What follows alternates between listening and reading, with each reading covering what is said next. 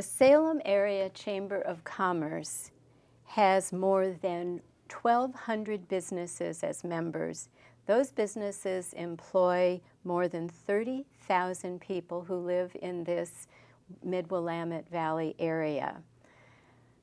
Welcome to People, Places, and Politics. I'm Patty Milne, your host, and I'm very happy to have with me as a guest this evening Nick Williams, who is the Public Policy and Membership Manager.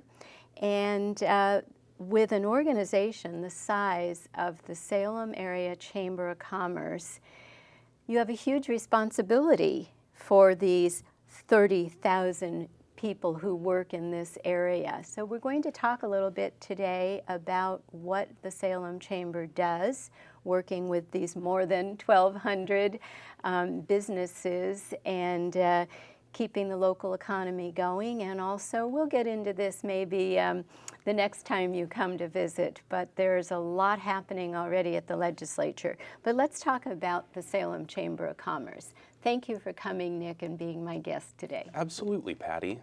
Thank you for the opportunity to join you. This is really, this is exciting to share a little bit about what the Salem Chamber is and what we do, and to do it with you. So. Well, something else I noticed as I was looking at the Chamber website, and I'll put it out here, I am a member of the Salem Chamber of Commerce, but the Salem Chamber of Commerce is the largest, most influential organization advocating for business in the Mid-Willamette Valley. So again, this is an enormous job that the Salem Chamber has undertaken, and so we want to learn some more tonight about your job and what you're doing to serve the people and these businesses. Well, we're happy to share, and again, thank you for the opportunity. It's a heavy job with a number of responsibilities, and those responsibilities can change from day to day. Currently, as you referenced, we're paying really close attention to what's happening in the Capitol building with the legislature and different shucks and jives that are happening there with our elected officials. Already. Yeah, it's early in the session and it's already happening. Yeah. But that's to be expected. The challenge comes when we have a number of things happening in the state capitol. Also an election coming up in May, and there are a number of different bonds and levies that we're paying attention to. In addition to that, different things that are happening within the city of Salem. And the city of Salem really is our wheelhouse. That's that's job number one. Our members have told us time and time again, the focus needs to be on what's happening there. We have an outstanding relationship with the city. We work very, very well with them, and it's mutually beneficial. What that looks like on a day-to-day basis is when there are volunteer leadership positions that are needed within the city, within different boards and commissions, bringing some centrist views from some folks that are in the trenches, that are employing people every single day, and that are making the decisions as to what their workforce looks like, budgeting, things of that nature. That experience is very important to be able to take into a decision-making capacity within the city. And these are high-demand volunteer leadership positions, but we help fulfill those for folks within the city very, very regularly. There are something like 20 different boards and commissions that we're helping to get people appointed to. In addition to that, as I mentioned, different bonds and levies that we're paying attention to. There's a Polk County Public Safety Bond that you'll notice on the ballot if you live in West Salem or further into Polk County. There is also the Salem-Keizer Transit Board is looking into some expanded funding, and we're likely to see something on the May ballot for that as well. And all these different things play into each other very importantly. For example, the public safety bond, we work on behalf of the business community, but the business community completely understands how important public safety is to the healthy operation of their business, and also to recruiting talent to come and work in this area. If we don't live in a safe place, Right. then people aren't going to want to live here, and it's going to be really difficult for a business to thrive in an unsafe environment. So Right. public safety is highly, highly important to us. Transit, people getting from point A to point B.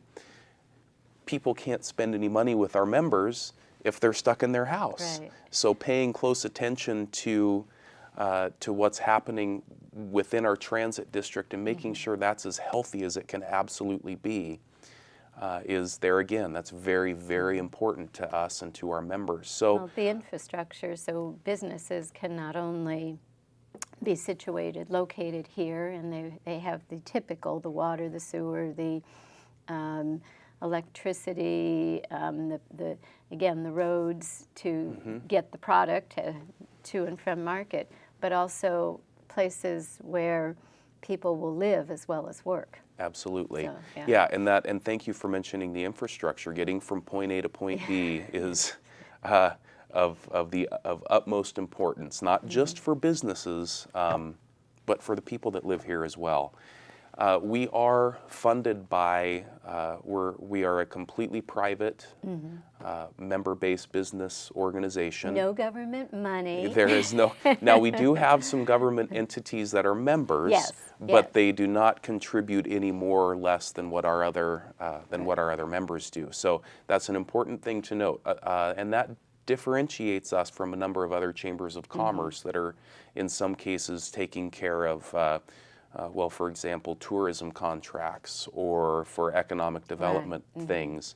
It was a conscientious effort from our volunteer board of directors a number of years ago to not try to facilitate those things in addition to being a chamber of commerce.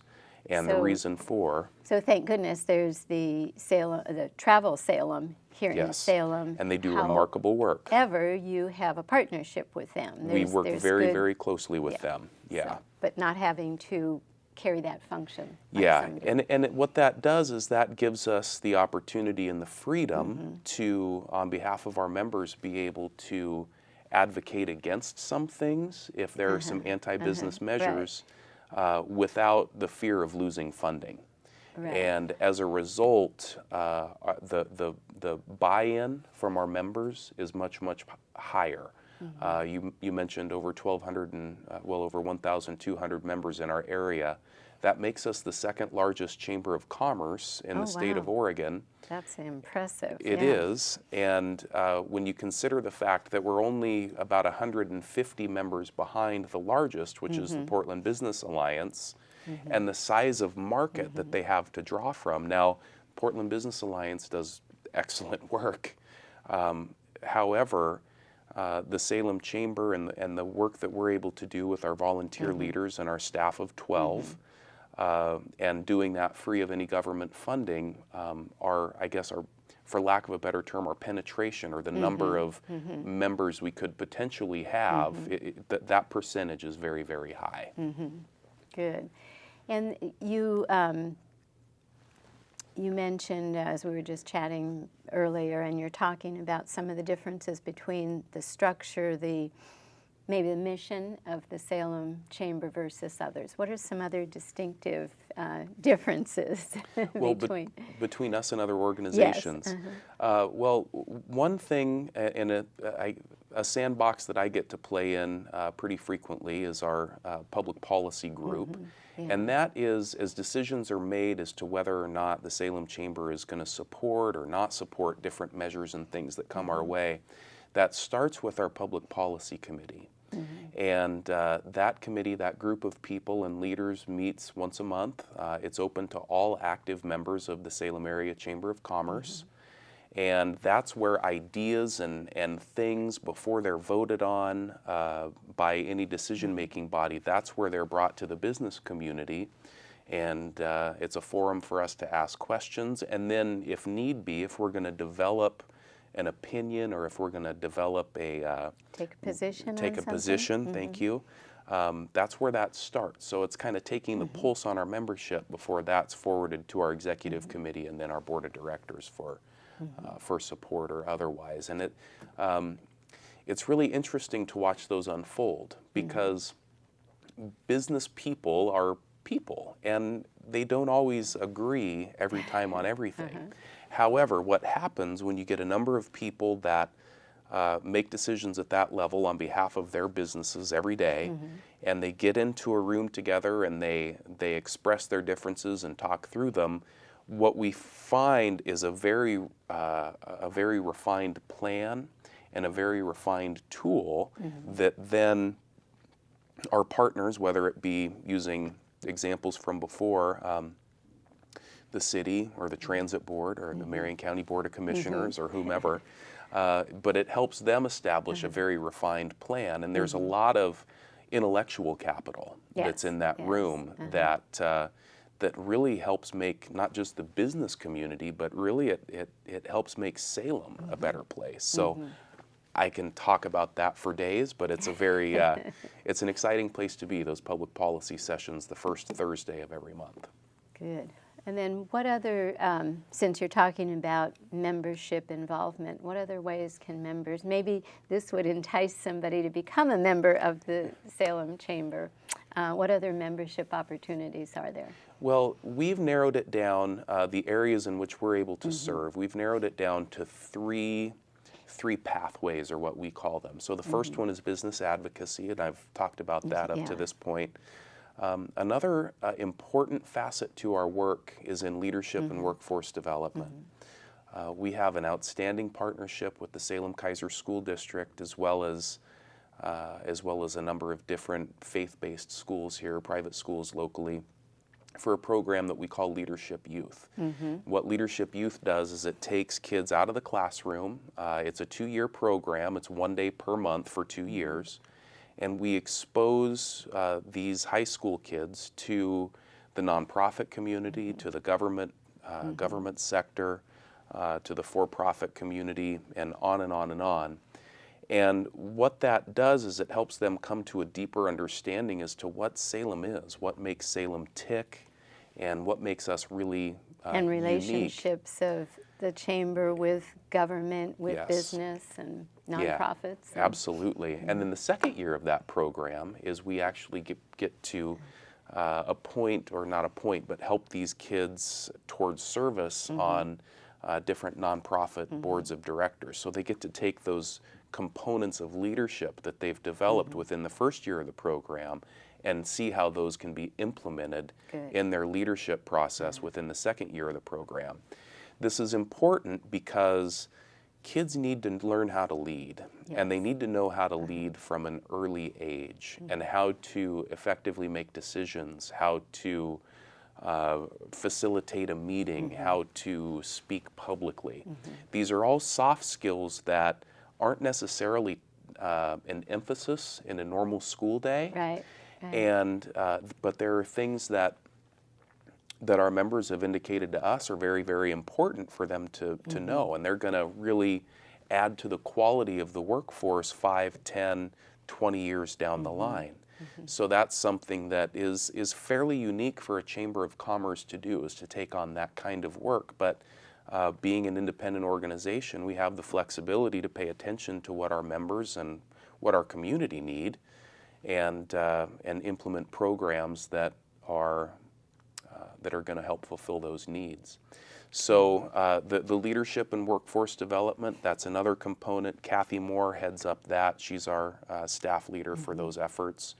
And then finally, you know, the business advocacy, leadership, and workforce development, as you can imagine, those are things that people can become very passionate about. Yes. And what happens is when people are very passionate about something, they like to be around other people that are passionate about the same things that they are.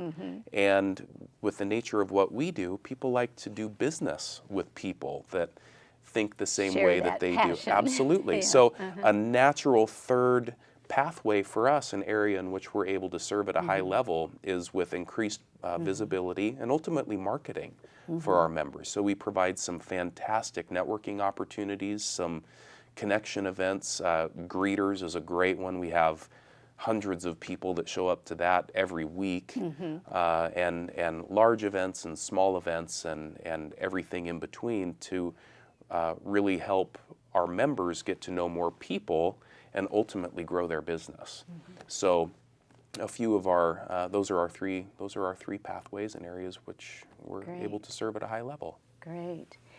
Now, there is a statewide organization of chambers of commerce. Can you talk about that a little bit and your relationship with them and how you interact and Yeah. with those? Yeah, we folks? the Oregon State Chamber of Commerce, OSCC, is basically it's a group of chambers of commerce. So what we do with the Oregon State Chamber, we've got a great relationship with them. We are members of the Oregon State Chamber. I believe they have, I might be off a little bit, but I want to say 33 members of 33 chambers of commerce that have elected to be members of the Oregon So State not Chamber. every chamber of commerce is a member of the state organization. That's correct. That's Yeah. correct. I would say that the most important things that the state chamber does, one, professional development for their members. It provides a kind of a forum for peers to interact. And it doesn't matter if you're a chamber professional or in any other line of work.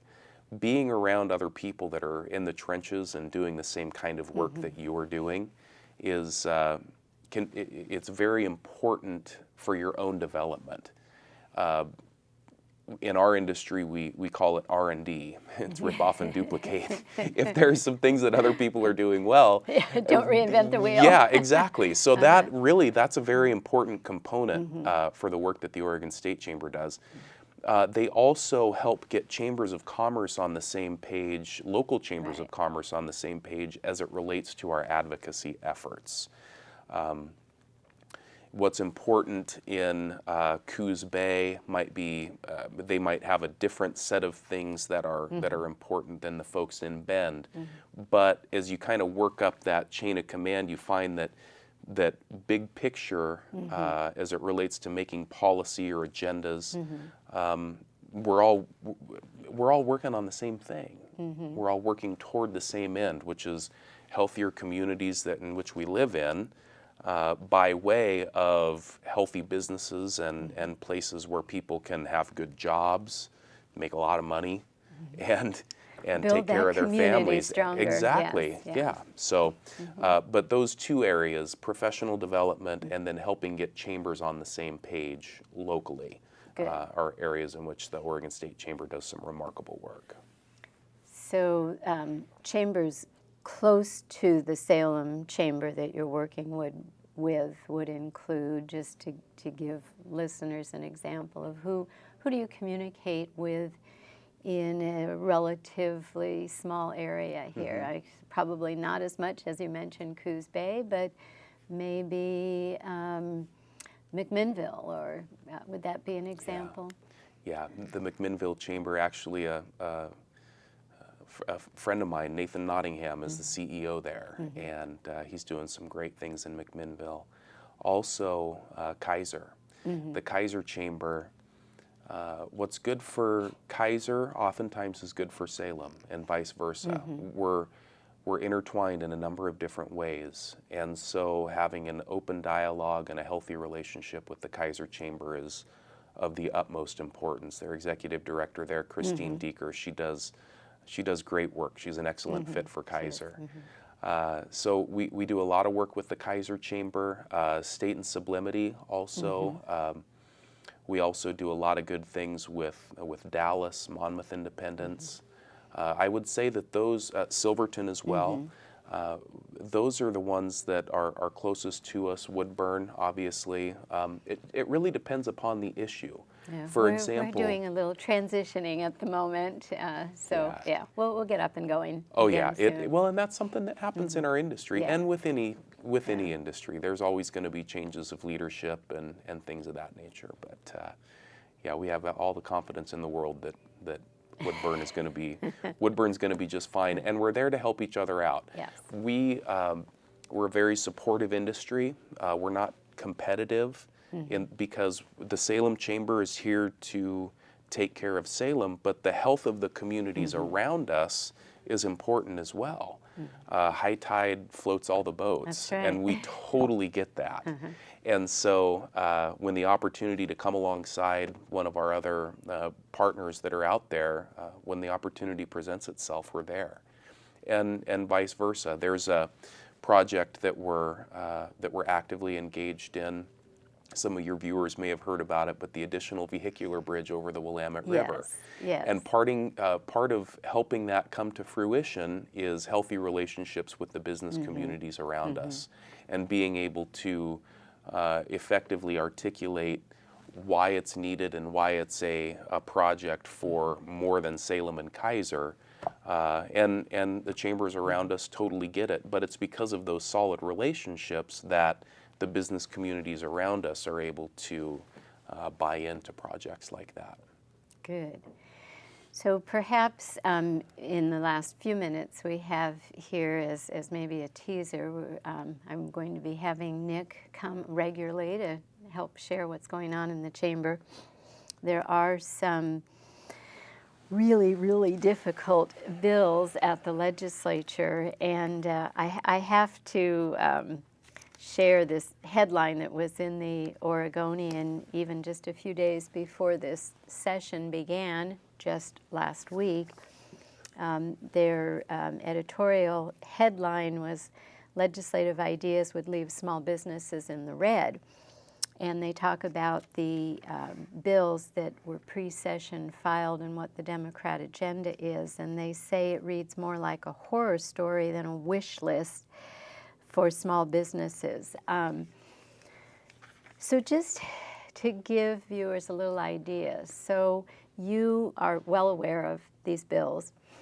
What do you do? What's the process then within the chamber, getting members behind some efforts? How's that happening? Well, it's something that we're always talking about, and communication is key. Yeah. I mentioned our public policy sessions earlier, and that is a hotbed of communication between our members. From there, Interesting discussions. yeah, Very open. absolutely. Put it on the table, and people that have the same interests, that for the most part understand issues in more or less the same way. But from there, you've got to take action. And for us, what action looks like, actually, February 12th, we're having our mobilization team kickoff at the chamber. And everything's, what does that mean? What's that mobilization kickoff going to look everything like? has to have a snappy name. But our mobilization team, what that is, it's a group of members and or employees that have bought in, and they've said, okay, I want to do more. I want to do more than read about this stuff. I want to get involved. And what we have in place is a communication infrastructure, a way to communicate with those that are buying into this, to let them know succinctly what's happening. So if there is a committee a committee receiving oral testimony on increased minimum wage, for example, we will let our members know when that's happening and exactly where. And myself or some other leaders within our organization will be present to answer any questions. But we empower our members to tell their own story, because that is a lot more valuable than us giving them a canned, here, you need to. And it's fascinating. As I go to these different committee meetings, when a lobbyist gets up there and they're talking, the decision makers, the legislators, have a tendency, they're humans. They can be on their phone. They can be kind of dinking around and not paying much attention to what's being said. But when a citizen, and particularly when a business owner takes the podium, it's fascinating, because they understand that a business owner has 10,000 other places that they could be in that moment. And may very well rather be at that particular Absolutely. moment. And that time is absolutely precious. And these folks, these committee members, they lean forward, they pay attention, they're engaged. So what we are trying to create is that. that environment where people that are in the trenches, decision makers, can be heard, and where their real world stories can be translated into policy decisions that are going to mean good things for our business community. So what we're doing is we're providing an easy way for members, so they don't have to jump online and spend hours and hours on the state's website trying to figure out what bills are being heard where. We have developed with the Oregon State Chamber of Commerce a legislative agenda, which essentially it can be found on our website, salemchamber.org. And what that does is it gives us some guiding principles under which we are going to take positions and mobilize. Some folks aren't as comfortable providing testimony in person as they are potentially writing a letter or an email or something like that. So what we're doing is we're, for those folks that are comfortable testifying in person, we're making it easy for that to happen. For the people that are not comfortable testifying in person, they're maybe a little bit more powerful in written form. We're giving them an easy way to send their 2 cents, their perspective in as well. So however our members want to deliver their perspective, we're making it easy for that to happen. Good. And would one of the options be simply going along with, so to speak, moral support, be there, fill a room, fill a hearing room? Absolutely. And designate a speaker.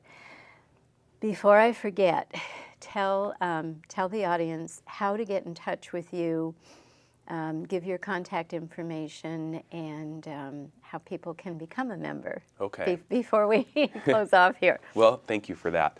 An easy way to get started, visit our website, salemchamber.org. It's a hefty website. We have a tremendous amount of information there. Also, for more, to answer any questions or ask any questions of me directly, my email address is nick, N-I-C-K, @salemchamber.org. Also, I'm available by phone. My phone number's on the website, and I really love just talking with people within our community to help understand what Salem needs, and then also if folks are ready to take their leadership journey another step, we can facilitate that, and also helping businesses become a little bit better. We're really good at that as well, so happy to help in any way we can. Good. And again, we will be working on having Nick here regularly to give updates. So if I could, can people, when they contact you, say, I'd really like you to talk about whatever the topic may be? Great. Yeah, absolutely. Great. We can bend and flex on the fly. That would be wonderful. So we are just going to run out of time here just in a couple of seconds. So thank you so very much again, pleasure. Nick. Thank you, Patty. The Public Policy Membership Manager at the Salem Chamber of Commerce. We look forward to having Nick back again. Thank you so much for being here.